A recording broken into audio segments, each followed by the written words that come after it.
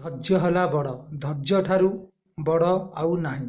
ସମୁଦ୍ର କୂଳେ ଗୋଟେ ପକ୍ଷୀଟିଏ ବସା କରିକି ରହୁଥିଲା। ସେ ଅଣ୍ଡା ଦେଇଥିଲା। କିଛି ଦିନ ପରେ ସମୁଦ୍ରରୁ ଜୁଆର ପ୍ରବଳ ଆସିଲା। ତା ଅଣ୍ଡା ସବୁ ସମୁଦ୍ରରେ ଧୋଇ ହେଇଗଲା। ସେ ଯେତେବେଳେ ପକ୍ଷୀଟି ଆସିକି ଦେଖିଲା ତା ଅଣ୍ଡା ନାହିଁ।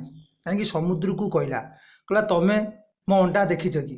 ସମୁଦ୍ର କହିଲା ନା ମୁଁ ଦେଖିନି। କହିଲା ମୋର ଅଣ୍ଡା ମୁଁ ଦେଇଥିନି, କୁଆଡ଼େ ଗଲା? ଦେଖିଲା ବେଳକୁ ତା ଗଛ ପର୍ଯ୍ୟନ୍ତ ସବୁ ପାଣିରେ ପଡ଼ିଯାଇଛି। ସେ ସମୁଦ୍ର କହିଲା ତମେ ଟିକେ ଘୁଞ୍ଚିଯା, ମୁଁ ମୋ ଅଣ୍ଡାଟା ନେଇଯିବି। ସମୁଦ୍ର କହିଲା ନା ମୁଁ ଘୁଞ୍ଚିବିନି, ମୋର କ'ଣ କରିବୁ କର। ସେ ସମସ୍ତଙ୍କ କତିରେ ଯାଇକି ଗୁହାରି କଲା, କେହି ତା କଥା ମାନିଲେ ନାହିଁ। କହିଲେ ସମୁଦ୍ର ସାଙ୍ଗରେ ନଡ଼ିବ କିଏ? କହିଲା ତମେ କେହି ନ ନଡ଼, ମୁଁ ନିଜେ ହିଁ ନଡ଼ିବି। ସେଇଠୁ ଗଲା ଯାଇକି ସବୁଦିନେ ଠଣ୍ଟେ ଠଣ୍ଟେ ଠଣ୍ଟେ ଠଣ୍ଟେ ପାଣି ଆଣିଲା।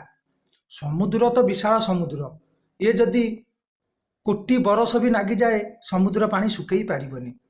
ତାକୁ ଗରୁଡ଼ ଦେଖିଲା, ଗରୁଡ଼ ଦେଖି କହିଲା ଯାହା ବି ହେନେ ଆମ ପକ୍ଷୀ ଜାତି, ଆଉ ସେ ତ ଏମିତି ହେଇକି ହେନେ ମରିଯିବ ନା, ଏ ଠଣ୍ଟରେ କେତେ ପାଣି ବୋହିକି ସମୁଦ୍ରକୁ ଶୁଖେଇବ।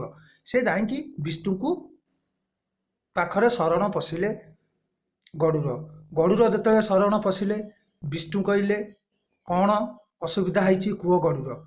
କହିଲେ ଏଇ ବାକି ଆମର ପକ୍ଷୀ ଜାତି ଜଣେ, ସେ ବହୁତ ଦୁଃଖ କଷ୍ଟ ପାଉଛି, ଆଉ ନିଜେ ଏତେ ବିଶ୍ୱାସ ଦୃଢ଼ ବିଶ୍ୱାସ ମନରେ ରଖିଛି ଯେ ସେ ଠଣ୍ଟରେ ଟିକେ ଟିକେ ପାଣି କାଢୁଛି। ସେ କେତେ ଦିନ ଏଇ ବାକି ପାଣି କାଢିବ?